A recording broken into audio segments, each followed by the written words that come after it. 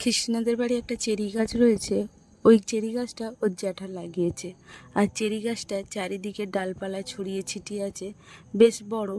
আর ওই গাছটার মধ্যে অনেক চেরি ধরেছে। তো চেরিগুলো বেশ দেখতে বেশ সুন্দর লাগছে। কাঁচা পাকা চেরিতে ভরে গিয়েছে। প্রত্যেকটি ডালে চেরিতে ভরে গিয়েছে। ফুলও যেমন হয়েছে আর চেরিও তেমন হয়েছে। এই যে একটা কাঁচা চেরি ঝুলছে, আর এদিক ওদিক চেরি ভর্তি হয়ে রয়েছে। আর এই যে থোকা থোকা চেরি হয়ে রয়েছে বেশ অনেকগুলো একটা ডালের মধ্যে। আর আরও আছে এদিক ওদিক লাল লাল হয়ে আছে। এই যে এই একটা চেরি লাল হয়ে গিয়েছে, দেখতে কত সুন্দর লাগছে দেখুন।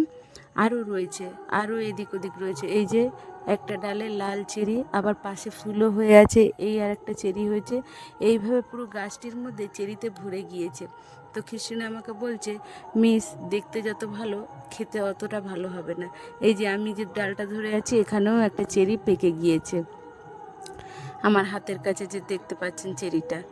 তো খ্রিস্টিনাও চলে এসেছে আর আমিও চলে এসেছি। এই এই ডালে দেখুন তিনটে চেরি রয়েছে, তিনটেই পেকে গিয়েছে। তো কৃষ্ণা আমাকে বলল, মিস, তোমাকে একটা ছিঁড়ে দিচ্ছি। তো খ্রিস্টিনা এখন আমাকে ছিঁড়ে দেবে বলে চলে এসেছে। আর এই ডালে দেখুন কাঁচা চেরি। তো খ্রিস্টিনা আর আমি এখন এসেছি এই চেরি ছিঁড়ে ছিঁড়ে খাবো বলে। তো বলছে যে চেরিটা কতটা ভালো হবে জানি না, তো এখন আমাকে ছিঁড়ে দেবে বলে এসছে। আর এই যে ছিঁড়েছে ছিঁড়েছে দেখুন, রঙটা কত সুন্দর লাগছে। ও আমার হাতে দিচ্ছে চেরিটা। দেখতে কি দারুণ লাগছে চেরিটা। দুজনে এখন দুটো চেরি হাতে নিয়েছি। বেশ সুন্দর লাগছে আর রঙটাও বেশ দারুণ। চেরি দুটো আমি বাড়ি নিয়ে চলে এসেছি। আমি ভাবলাম বাড়ি গিয়ে খাওয়া যাক।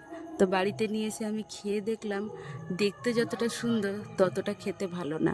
মানে খুব মিষ্টিও না, আবার টকও না, এইরকম একটা।